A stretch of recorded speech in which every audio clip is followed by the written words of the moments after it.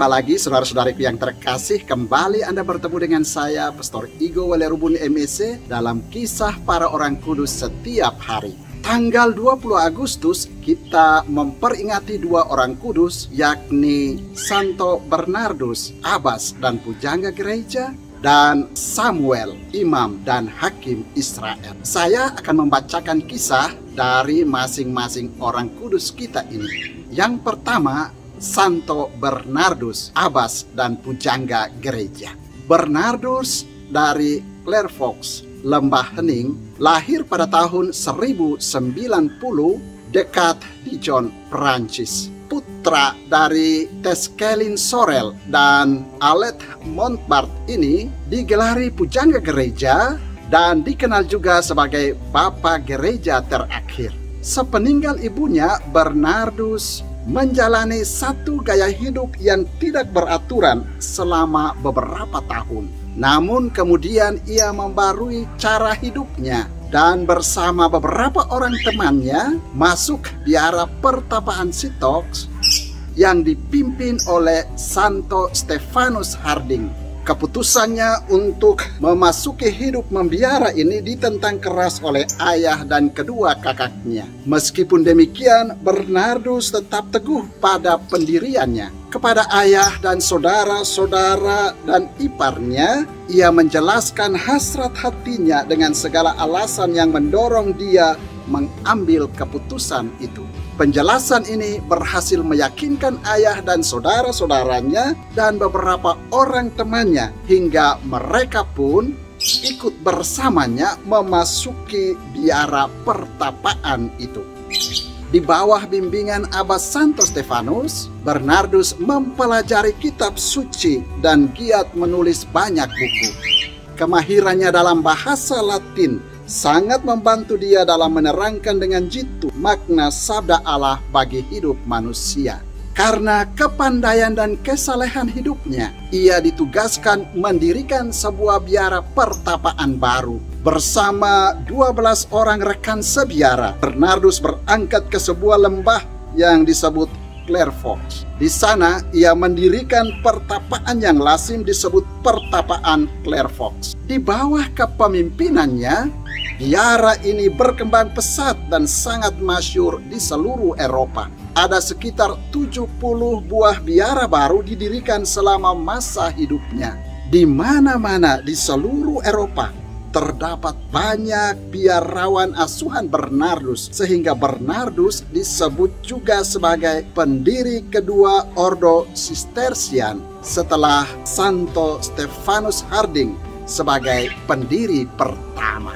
Bernardus sendiri dikenal luas sebagai seorang pewarta, pembawa damai, dan penegak kebenaran. Ia dengan gigih membela hak Paus Innocentius II melawan rongrongan Paus tandingan Anakletus pada tahun 1130, menentang pandangan-pandangan salah dari Petrus Abelard dan menulis banyak buku tentang berbagai hal. Oleh Paus Eugenius III, bekas asuhannya di pertapaan Clairvaux, Bernardus diutus ke Jerman dan Perancis untuk berkhotbah menentang ajaran sesat Albigensia. Khotbah-khotbahnya sangat berpengaruh dan tulisan-tulisannya mengilhami mistisisme abad pertengahan. Ia meninggal dunia pada tahun 1153. Lalu ia dinyatakan kudus pada tahun 1174 dan diakui sebagai pujangga gereja, bahkan Bapak Gereja terakhir pada tahun 1830. Orang kudus kedua yang kita peringati pada tanggal 20 Agustus adalah Samuel, imam dan hakim Israel. Samuel dikenal sebagai hakim terakhir dalam masa Perjanjian Lama. Ia memimpin Israel sebagai imam dan hakim dari tahun 1200 sampai 1020 sebelum Masehi. Kisah hidupnya diceritakan di dalam kitab pertama Samuel. Samuel adalah anak pemberian Tuhan sebagai jawaban atas doa yang tulus dari Hana ibunya yang mandul selama bertahun-tahun. Ketika berdoa di kanisa Allah di Silo, Hana berjanji bahwa apabila Tuhan menganugerahi dia seorang anak laki-laki, ia akan mempersembahkan anak itu kepada Tuhan dan pisau cukur tidak akan menyentuh kepalanya. Ketika Hana melahirkan, ia menamai anaknya Samuel yang berarti diminta dari Tuhan. Dan sesuai dengan janjinya kepada Tuhan, Hana mempersembahkan Samuel kepada Tuhan untuk melayani dia di kanisa Silo. Sebagai ucapan syukur, Hana menyanyikan sebuah lagu pujian untuk Tuhan. Lagu pujian ini berabad-abad kemudian bergaung dengan sangat indah dalam Magnificat Maria. Di Silo, Samuel berada dalam penjagaan Eli. Eli dan keluarganya dipilih Allah menjadi imamnya untuk melayani Allah dan membawa persembahan kepadanya. Sayangnya, anak-anak Eli tidak menghormati jabatan imamat yang dipercayakan Allah kepada mereka. Oleh karena itu, Tuhan memanggil Samuel dan mengatakan kepadanya bahwa ia akan menghancurkan rumah Eli. Tuhan mencintai Samuel dan menyertai dia, dan orang-orang Israel tahu bahwa Samuel adalah seorang nabi yang diutus Allah kepada mereka. Tindakan pertama Samuel sebagai nabi ialah mengimbau seluruh umat Israel agar kembali membarui perjanjian mereka dengan Yahweh. Orang-orang Israel telah ditaklukkan oleh bangsa Filistin. Tabut perjanjian sebagai tanda kehadiran Allah di antara mereka pun direbut. Akan tetapi Tuhan menyiksa bangsa Filistin karena perbuatan mereka, sehingga mereka mengembalikan tabut perjanjian itu kepada bangsa Israel. Pada saat itulah Samuel mengimbau pembaruan perjanjian dengan Yahweh demi keselamatan mereka dari cengkeraman Filistin.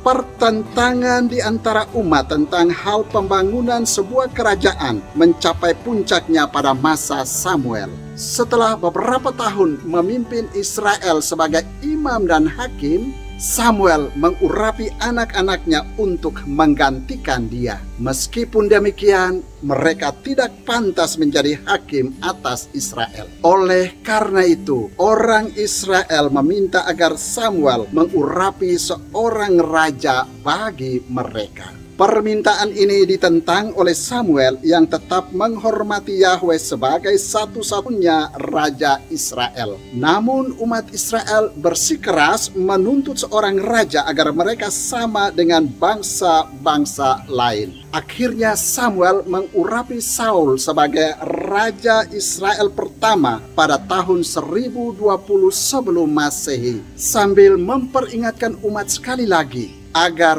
takut akan Allah dan melayani Dia dalam kebenaran dan dengan segenap hati. Samuel meletakkan jabatannya sebagai hakim Israel. Saul diperintahkan untuk menyerang dan menghancurkan bangsa Amalek, musuh utama Israel. Namun Saul enggan, bahkan tidak menaati perintah Tuhan itu. Memang ia menyerang bangsa Amalek, namun ia hanya menumpas rakyat jelata dengan pedang dan ternak yang dilihatnya tidak berharga. Sedangkan Agag, raja orang Amalek, dan kambing domba serta lembu yang tambun diselamatkannya. Oleh karena itu Tuhan kesal padanya dan segera mengutus Samuel untuk memberitahukan kepada Saul bahwa ia tidak akan lama menjadi raja atas Israel. Hal ini berarti bahwa jabatan kerajaan tidak bisa diturunkan kepada putranya Yonatan. Firman Tuhan itu akhirnya menjadi nyata. Sementara Saul masih hidup, Samuel mengurapi Daud, putra bungsu dari keluarga Isai atau Yese, untuk menggantikan Saul sebagai raja atas Israel. Saul marah dan bangkit menyerang Daud, tetapi Daud selamat di bawah perlindungan Samuel. Ketika Samuel meninggal dunia, semua orang Israel berkumpul meratapi dia. Mereka menguburkan dia dalam rumahnya di Ramata. Saudara, demikianlah kedua orang kudus yang kita peringati pada tanggal 20 Agustus, yakni Santo Bernardus, Abbas dan Pujangga Gereja, dan Samuel, Imam dan Hakim Israel. Santo Bernardus dan Samuel, doakanlah kami. Tuhan memberkati.